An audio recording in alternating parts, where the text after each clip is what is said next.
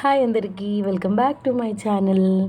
ఇవాళ యాక్చువల్గా ఏమైందంటే ఇంటికి చుట్టాలు వస్తారని హ్యాండ్ ఇచ్చారండి. వాళ్ళ కోసం చేసిన ఏదైతే టిఫిన్ ఉందో అంతా మిగిలిపోయింది.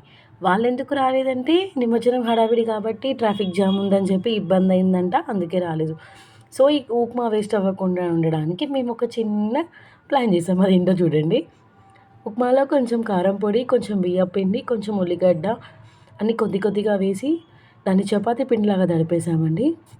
సో దట్ ఏంటంటే ఉన్న ఉప్మా వేస్ట్ అవ్వదు, నైట్కి టిఫిన్ కూడా అవుతుంది. అట్లా చూసారా, ఇట్లా పిసికేస్తున్నాము. ఒక దగ్గర కలిపి పిసికేసామంటే కొంచెం వాటర్ అద్దుకుంటూ పిసుకుతుందంటే కొంచెం సాఫ్టీగా వస్తుంది. వాటర్ అద్దుకుంటూ పిసుకుంటే నీట్గా ఉంటుంది, సాఫ్ట్గా ఉంటుంది. ఫస్ట్ మనం వేసిన పొడి పిండి కూడా బాగా కలిసిపోతుంది ఉప్మాలో. చూసారు కదా, ఇలా ఉండలు కట్టేశాను. ఇలా ఉండల్లో అక్కడక్కడ మనకి టమాటాలు, ఉల్లిగడ్డలు అన్నీ వస్తూ ఉంటాయి అన్నమాట. కానీ ఏం కాదు, మనం తినేదే కదా. చూసండి, ఇది చపాతీ ప్రెస్ అండి. మనకు బయట దొరికిపోతుంది ఇది.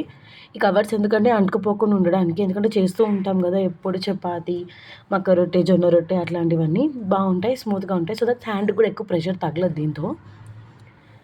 ఇలా తీయగానే సో మన రొట్టె రెడీ అయిపోతుంది. చేతితో కొట్టడం కంటే ఈ ప్రెస్తో ఈజీగా అయిపోతుంది మన ప్రాసెస్ అనేది. తీసి పెనం మీద వేసి కాల్ చేయడమే దీన్ని. ప్లస్ ఇంకోటి ఏంటంటే దీనికి చట్నీ అట్లాంటివి మంచుకు లేకున్నా సరిపోద్దండి, డైరెక్ట్గా ఇదే తినేయచ్చు. సేమ్ మన జొన్న రొట్టె, మక్క రొట్టె లాగే ఉంటుంది. నచ్చితే లైక్ కొట్టండి.